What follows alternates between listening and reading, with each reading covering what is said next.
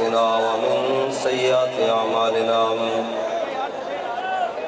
من يهده الله فلا مضل له ومن يضلله فلا هادي له ونشهد أن لا إله إلا الله وحده لا شريك له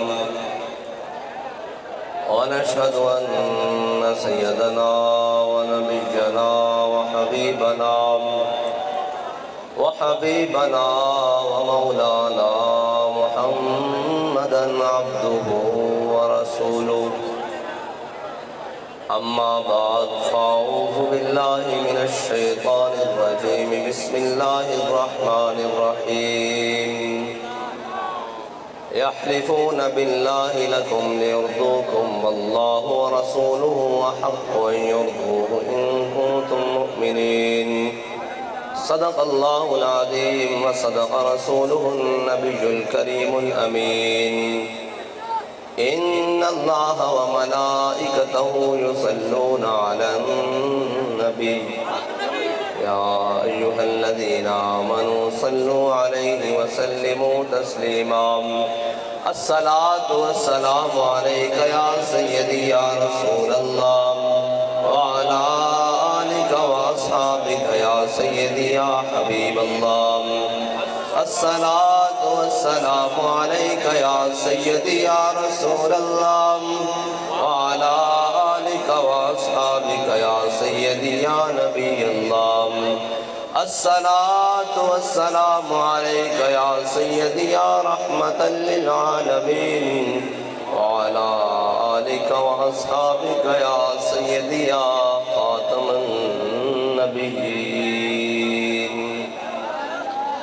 بندہ پروردگارم امت احمد نبی دوست دار چار یارم تابع اولاد علی مذہب حنفی ادارم ملت حضرت خلیل خاک پائے غوث اعظم زیر سایہ ہر ولی صدیق عکس حسن کمال محمد فاروق ذل جاہ و جلال محمد عثمان ضیاء شمع جمال محمد حیدر بہار باغ خصال محمد صلی اللہ تعالیٰ علیہ وسلم کبھی آوارہ و بے خانمہ عشق کبھی شاہ شہان و شیروان عشق کبھی میدان میں آتا ہے ذرہ پوش کبھی عریان و بے تیغ و سنائش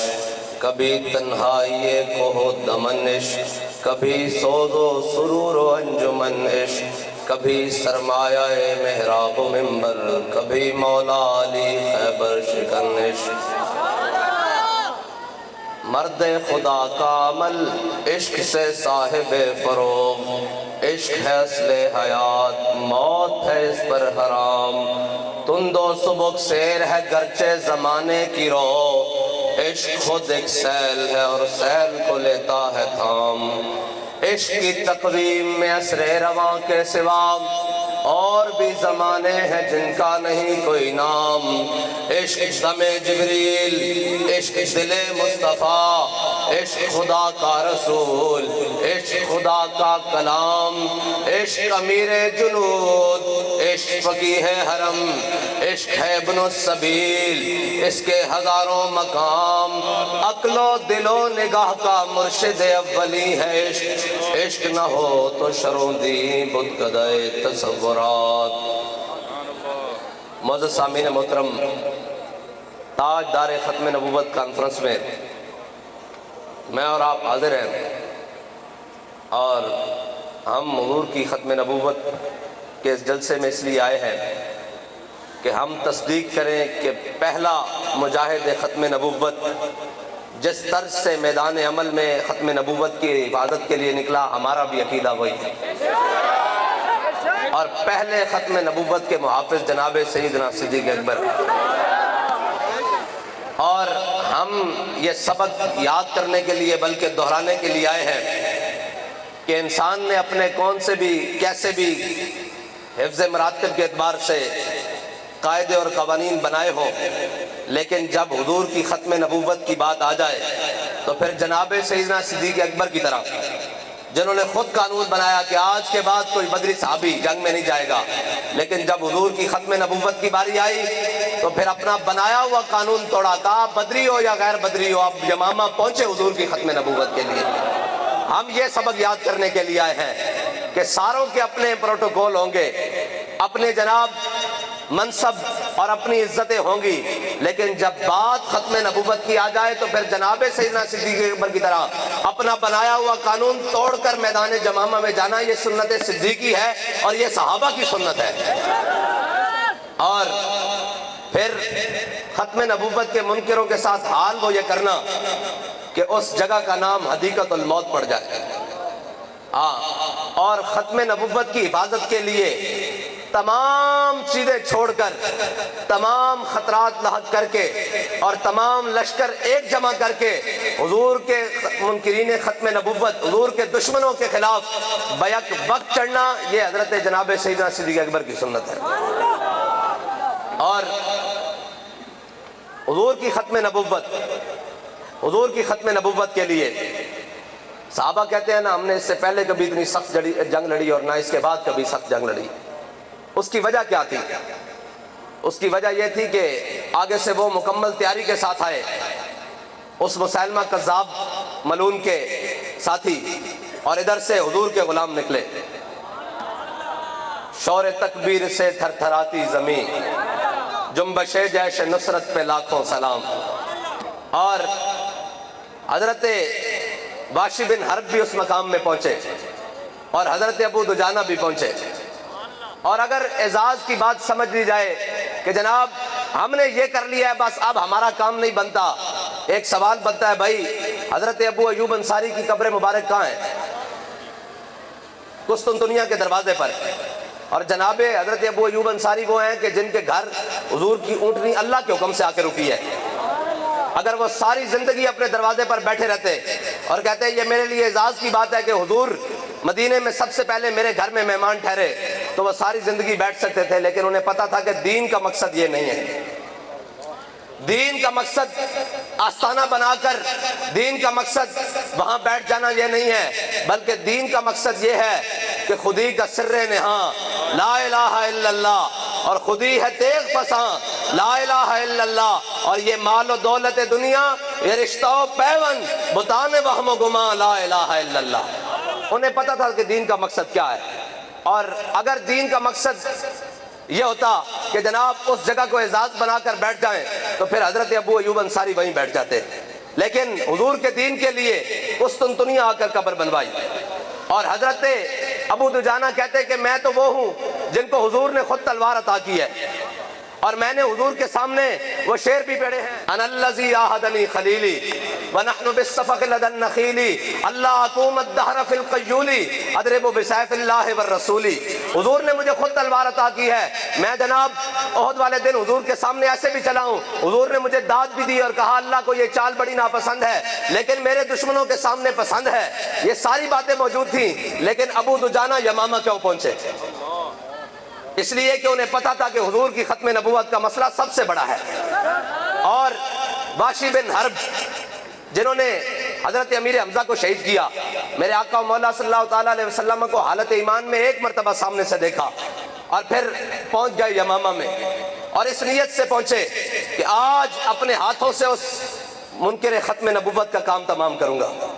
اور جب پہنچے تو پھر کہا، ساری زندگی یہی کہتے رہے، اپنے ہاتھوں سے جب مسیلمہ کذاب کو مارا تو پھر ساری زندگی کہتے رہے کہ اللہ تعالیٰ نے اگر قیامت والے دن پوچھا کہ تو نے میرے سب سے اچھے بندے کو کیوں شہید کیا، امیر حمزہ کو، کہا میں کہہ دوں گا کہ یا اللہ تیری دھرتی پہ جو سب سے برا تھا اس کو بھی تو میں ہی مار کے آیا ہوں۔ یہ حضرت واشی بن حرب۔ اور حضور کی ختم نبوت کا مسئلہ، حضرت براء بن مالک، میرے آقا و مولا صلی اللہ تعالیٰ علیہ وسلم، حضرت جناب سیدنا صدیق اکبر نے سارے لشکر جمع کیے، اور ان پہلے لشکروں کی مٹ بھیڑ ہوتی رہی مسیلمہ کے ساتھ، لیکن بات پھر آ گئی خالد سیف من سیوف اللہ تک، قبضے میں یہ تلوار بھی آ جائے تو مومن، یا خالد جاں باز ہے یا حیدر کرہ ہے جی۔ حضرت خالد بن ولید پہنچے جب یمامہ کے مقام پر اور حضرت خالد بن ولید نے جب صفیں سیدھی کی نا تو ادھر سے بھی نعرہ تکبیر لگے اور ادھر مسلمانوں کے لشکر سے بھی نعرہ تکبیر لگے. پھر بات آ گئی یا محمدا انصر یا محمدا انصر یا محمدا. جب وہ 40,000 کا لشکر قلعے میں بند ہو گیا نا تو یہ غازی یہ تیرے پر اسرار بندے جنہیں تو نے بخشا ہے ذوق خدائی ہیں جی. پھر حضرت اور یہ بات یہ یاد رکھنا کہ جب ختم نبوت کا مسئلہ ہو جائے تو پھر اکیلے ہی کود پڑنا یہ صحابہ کی سنت ہے. حضرت پیر میرے علی شاہ صاحب نے بھی لکھا نا کہ مجھے بھی کئی مخلص دوستوں نے جو اخلاص کا معنی نہیں سمجھتے انہوں نے مشورہ دیا کہ جناب آپ کو کیا ضرورت ہے, آپ تو بڑے اللہ والے ہیں, آپ تو بڑے صوفی بزرگ ہیں, یہاں گولڑے میں بیٹھے ہیں دین کی خدمت کر رہے ہیں, آپ کو کیا ضرورت ہے کانے کے مقابلے میں مرزے کے مقابلے میں جانے کی. تو فرمایا وہ اخلاص کا معنی ہی نہیں جانتے, اخلاص کا معنی ہی نہیں جانتے. اس کا مطلب یہ ہے کہ حضرت پیر میرے علی شاہ صاحب وہاں سے چل پڑے گولڑے سے لاہور کی طرف اور مناظرے کے لیے اکیلے ہی چل پڑے. یہ سنت ہے صحابہ کی کہ جب 40,000 کا لشکر قلعہ بند ہو گیا تو حضرت برا بن مالک جب صحابہ جانا قریب جائیں قلعے کے دروازے پر تو وہ اوپر سے آگ پھینکے, اوپر سے جناب کوئلے پھینکے, اوپر سے پگھلا ہوا سیسا اور لوہا پھینکے اور جناب شہداء کی تعداد بڑھتی جائے. حضرت برا بن مالک آ گئے صحابہ کے پاس, کہا کیا ماجرا ہے؟ انہوں نے کہا جی قلعہ بند ہو گیا, دروازہ بند کر دیا ہے. فرمایا اب میں آتا یہ غازی تیرے پر اسرار بندے جنہیں تو نے بخشا ہے ذوق خدائی. دو نیم ان کی ٹھوکر سے صحرا و دریا سمٹ کر پہاڑ ان کی ہیبت سے رائی. حضرت برا بن مالک آ گئے, کہا مجھے ڈھال پر اٹھاؤ, مجھے ڈھال پر اٹھاؤ. آپ بڑے پتلے جسم کے مالک ہیں, بڑے چھٹ کے, پنجابی میں کہتے ہیں بڑے چھٹ کے بدن کے مالک ہیں. اور یہ حضرت انس بن مالک کے بھائی ہیں حضرت برا بن مالک. اور حضرت عمر نے ان کے بارے میں بتایا تھا کہ برا بن مالک کو کسی لشکر کی کمان نہیں دینی, یہ لشکر کو اس مقام تک لے جائے گا کہ واپس بچنے کی امید نہیں بچے گی.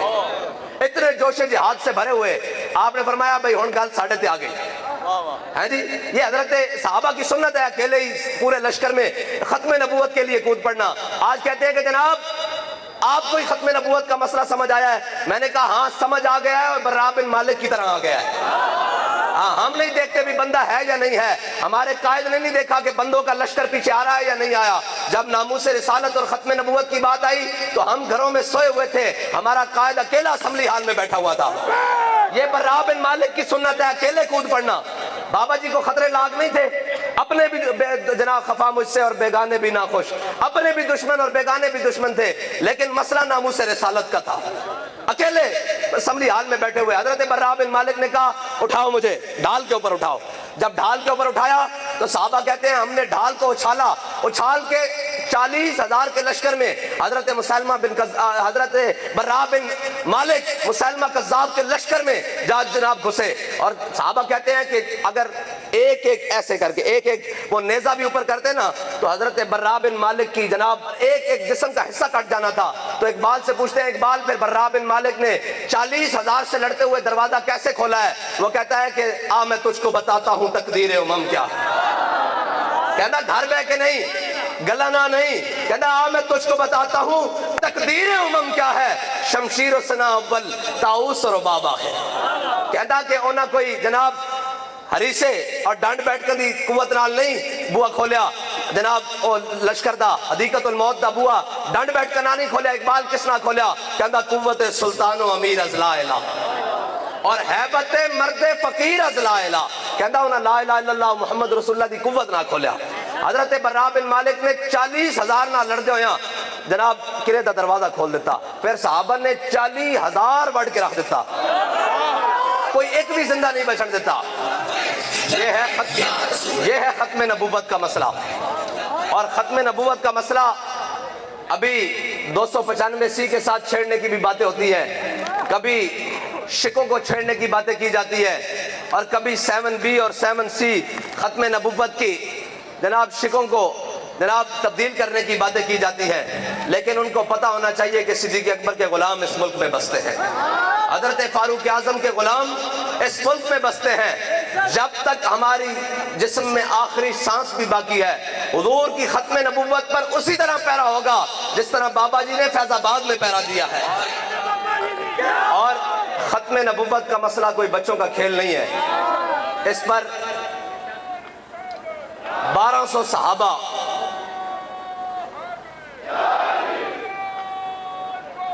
یا غوث اعظم ختم نبوت پر پہرا دیتے ہوئے 1200 صحابہ جنگ یمامہ میں شہید ہوئے. 1200 صحابہ اور حافظ و قاری اس امت کے بڑے بڑے حافظوں کا حضرت سالم جیسے حافظ اس جنگ میں شہید ہو گئے. اور حضرت جناب سیدنا صدیق اکبر نے بنایا ہوا قانون بھی توڑا اور کہتے ہیں کہ 8 یا 9 بدری صحابہ بھی اس جنگ میں شہید ہوئے. اتنی بڑی قربانی کے بعد ختم نبوت کا مسئلہ حل ہوا. مجھے یہ بتاؤ بھائی، ختم نبوت کے لیے صحابہ کرام تقریباً 1200 میل چل کر یمامہ جائیں اور ختم نبوت کی حفاظت کے لیے جا کر شدید ترین جنگ لڑیں، اور آج کا مسلمان گھر سے بھی باہر نہ نکلے اور کہے جی میں بھی عاشق رسول ہوں، میں بھی جناب حضور کی ختم نبوت کا ماننے والا ہوں، جناب میں نے بھی کلمہ پڑھا ہے. مجھے بتا، جنہوں نے کلمہ پڑھا تھا نہ انہوں نے اپنے بچے دیکھے، نہ انہوں نے اپنا مال دیکھا، نہ انہوں نے صبح دیکھی نہ شام دیکھا، بلکہ ان سے تو پوچھنے والے اس بات پر مجبور ہو گئے اور یار بتاؤ تو صحیح کس نبی کا کلمہ پڑھ لیا ہے؟ نہ دن دیکھتے ہو، نہ رات دیکھتے ہو، نہ صبح دیکھتے ہو، نہ شام دیکھتے ہو، نہ شجر دیکھتے ہو، نہ حجر دیکھتے ہو، نہ جناب سمندر دیکھتے ہو، نہ دریا دیکھتے ہو. بتاؤ تو صحیح وہ نبی کی شان کیا ہے؟ کس نبی کا کلمہ پڑھ لیا ہے؟ تو حضرت خالد بن ولید نے فرمایا تھا المرسل علی قدر المرسل. وہ تو بھیجنے والے کی شان بن کر آئے تھے، وہ تو بھیجنے والے کی شان بن کر آئے تھے. اور رومیوں نے جاسوس بھی بھیجے، انہوں نے کہا جاؤ دیکھ کر آؤ یہ کون ہے، کیا جناب پریکٹس کرتے ہیں، کرتے کیا ہیں صبح شام. جس طرف آتے ہیں جناب بخیے ادھیڑ کے رکھ دیتے ہیں، لشکر کے لشکر الٹ کے رکھ دیتے ہیں، یہ ہیں کون؟ تو جناب مسلمان کی تاریخ صرف 2 لفظوں کی ہے جو رومی جاسوس نے واپس جا کر اپنے لشکر میں کہی تھی. آج کا مسلمان نہ کمانے سے فرصت نہ کھانے سے فرصت، جب دین پر بات آ جائے چھڈو جی یہ تو مولویاں بڑھایا ہویا اے سن. اور جناب جاسوس جا کے مسلمانوں کے بارے کہندا کی، اور جب میرے ہاتھ میں تھا جب تک میرے مصطفیٰ کا دامن. ہاں جی، جدوں تک ایک قوم بیگانی نہیں سی ہوئی نا. ہر اقبال کہندا سرور جو حق و باطل کے کارزار میں ہے، تو حرب و ضرب سے بیگانہ ہو تو کیا کہیے. کہندا تینوں کی پتا ہوئے کہ ختم نبوت دی حفاظت واسطے جان دے یمامہ مزہ کتنا. اور کہنے نا جناب اے کی کہنے تینوں کی پتا ہوئے کہ فیض آباد دی ٹھنڈی ہواواں بہ کے ختم نبوت اتے پیرا دین دا چس کیے. نبوت تے اتے پیرا دین دے جرم جناب پاداش انہوں نے کہا جناب بڑا بڑا جرم ہے، چلو تانوں سزائے موت سنا دیاں. تے وہ جناب قیدیاں دا لباس ہوندا نا، ایڑے گین جیلن جان دے نو قیدیاں دا خاص لباس ہوندا. تے آپ نو جناب جدو قید چھڑا دیتی گئی تے آپ نو جناب وزن کیتا جاندا اور قد باپیا جاندا، اور اس تو بعد جدو آپ نو لباس پڑھا دیتا گیا، تھوڑے دن بعد جدو اور جناب ڈران واسطے سپرنٹینڈنٹ نے اپنے کمرے چ بلایا نا، انہوں نے کہا جناب نیازی صاحب آپ کا جناب ڈیتھ وارنٹ آ چکے ہیں. تو نیازی صاحب کیا اے ریت پرانی ہے، اے ریت پرانی ہے. ہاں جی، جدو بابا جی نے ایسے اگلی گل سنانا، جدو بابا جی نے بھی لے کے گئے نا جناب کوتوالی تھانے، ادو تو جناب تحریک بھی نہیں سی بنی. اے لوگ سمجھتے ہیں دلیری انج آ جاندی، نا نا نا نا دیہات حق عشق احمد بندگان نے چیدہ ہے خودرا. حافظ شرازی کہندا رب ہے ہر کسی نوں نہیں حضور دی محبت دیندا، چن چن کے بندیاں نوں دیندا. ہاں جس ٹائم تحریک بھی نہیں سی، پیچھے جان والا بندہ بھی کوئی نہیں سی، اس ٹائم انہوں نے کیا جناب ایس پی نے انہوں نے کہا مولانا صاحب ہم نے آپ کی ریکارڈنگز بڑی سنی ہے، یہ تقریباً مشرف دور دی گل ہے، ہم نے وہ آپ کی جناب آڈیو ٹیپ سنی ہے، آپ بڑی سخت تقریریں کرتے ہیں، آپ نے مشرف کے خلاف تقریریں کی دی ہیں. بابا جی فرمایا جھلیا تو وہ آڈیو سنی ہے، ادھر آتے میں لائیو سنا حضرت علامہ عبدالستار خان نیازی نو. پھر انہاں دے ڈران دے طریقے تو نہیں ہوندے نا. ہاں جی، اے ڈران دے مختلف طریقے نال، اے تارے عنکبوت دی طرح انہاں دا جال ہوندا نا، اے مختلف طریقے نال جناب. اور شاہ صاحب نو معلوم ہے اتنے پیر سید ظہیر الحسن شاہ صاحب جرنیل اہل سنت انہوں نے بھی بلا کے جناب سانو بھی سپرنٹینڈنٹ دے کمرے بلا کے جناب بڑی کہانیاں سناندے سن. تے جناب واپس نکل کے نا ٹھوڈے نال بوا کھول کے کہیدا سی بچے لگ دیو اسی لڑ کے آؤ، حضور دی ناموس تے حضور دی ختم نبوت تے سودا نہیں ہو سکتا. علامہ عبدالستار خان نیازی انہیں سپرنٹینڈنٹ نے کیا انہیں کہا علامہ آپ کے جناب ڈیتھ وارنٹ نکل آئے ہیں، آپ کی انشاءاللہ جلد، وہ کہنے لگا بھئی جلد آپ کو پھانسی کی سزا دی جائے گی. کہ علامہ عبدالستار خان نیازی پتہ ہے نا ایڈا وڈا ترا سی، اے علماء واسطے گل ہے. علامہ جدو عراق گئے نا، عراق علامہ عبدالستار خان نیازی تے ایڈا بڑا آپ نے ترا تے جناب وہ پھر شخصی وجاہت بھی سی. بابا جی فرماندے سن حضرت عثمان غنی تو بعد صرف علامہ امت مسلمہ میں پڑھیا بھی علامہ عبدالستار خان نیازی ہیں جنہوں نے دعویٰ کیتا کہ میں بالغ ہوں، جدو دا بالغ ہویا اس تو بعد کدی غیر مارا مورت نہیں دیکھا. اتنا بڑا دعویٰ. اور بابا جی کہتے سن میں پھر آخری ویلے حضرت علامہ دے جنازے تے پہنچا تے آپ دے مرید نے جناب سعودیہ تو کیٹی بھیجی سی, کہندے نا آپ دا چہرہ کیٹی نالوں زیادہ سفید سی, اس طرح چمک رہا سی. کیوں نہ چمکے, چمک تجھ سے پاتے ہیں سب پانے والے. ہاں جی, سب پانے والے پھر پا لیتے ہیں جناب چمک. پھر تے جناب ساڑھے بابا جی بھی 3 دن تا باہر پہ رہن. ہاں جی, ہاں جی, سامنے کو جناب لوگوں کے احتیاطی تدبیر. میں کہا سائیں جانن تے گائی جانن, ہاں اسی پیچھے ہاتھ باندھ کے کھڑے ہیں سائیں جانن تے. اس طرح جناب یہ تو گل ہی کوئی نہیں جناب, یہ تو گلاں بڑی اگے دیاں. پھر اسی یہ نہیں سنان دے, اسی گل حضور دی کر دے ہیں. ہاں جی, تیرے غلاموں کا نقش قدم ہے راہ خدا. حضرت علامہ عبدالستار خان نیازی جدو عراق پہنچے نا, ایڈا بڑا ترا اور جناب اس طرح بنیا کہ اتنے ایک جناب ساری دنیا دے علماء کٹھے سن. یہ علماء واسطے گل ہے. تو وہ کہنے لگا کہ جناب ہر مولانا کو, ہر عالم کو ایسا ترا باندھنا چاہیے. نیازی صاحب نے تاریخی جملہ بولیا, فرمایا باندھنا تو چاہیے, پھر کسی کے آگے جھکنا نہیں چاہیے. علامہ عبدالستار خان نیازی ایڈا ترا بنیا کہ جناب سپریڈنٹ نے کیا, علامہ آپ کے ڈیتھ وارنٹ آ گئے ہیں, آپ کو جلد پھانسی کی سزا سنائی جائے گی. حضرت علامہ عبدالستار خان نیازی نے ترا اتار کے نا سپریڈنٹ دی میز پہ رکھ دیتا. فرمایا اوئے تم ہمیں موت سے ڈراتے ہو, نیازی سر پر کفن باندھ کے پھرتا ہے. اے علامہ عبدالستار خان نیازی. اور پھر جدو جیل گئے جناب, جدو پیمائش ہوئی وہ کپڑے, تے تھوڑے دنوں بعد حضرت علامہ عبدالستار خان نیازی نے وہ کپڑے تنگ ہو گئے. اور سپریڈنٹ کہنے لگا, نیازی یہاں جو بھی آتا ہے نا ڈیتھ سیل میں, جیسے موت کی چکیاں کہا جاتا ہے, ہاں جی ہمیں بھی شرف حاصل ہوا ہے, وہیں رہے ہیں. ہاں جی, انہی چکیوں میں رہے ہیں. اور جناب انہوں نے کہا جی نیازی یہاں جو بھی آتا ہے نا اس سکڑ جاتا ہے, کمزور بڑے بڑے پہلوان سکڑ جاتے ہیں, اور وہ جناب ان کا وزن کم ہو جاتا ہے, سارا بیمار ہو جاتے ہیں. فرمایا نیازی کوئی جرم کر کے نہیں آیا, یہ حضور کے نام پر آیا ہے. ہاں یہ وہی ریت ہے, جدو حضور دے غلام نکلن تے ادھر اینج کر کے, ہاں جی سر ڈھا کے نہیں, ہاں یہ سر رکھا ہی اس لیے دستار یہ ایک در پر جھکتا ہے, بس وہ اللہ کا در ہے بس. اور ہمیں بتا کر گیا ہے امام کہ بخدا خدا کا یہی ہے در, نہیں اور کوئی مفر مکر, جو وہاں سے ہو اور جو یہاں نہیں.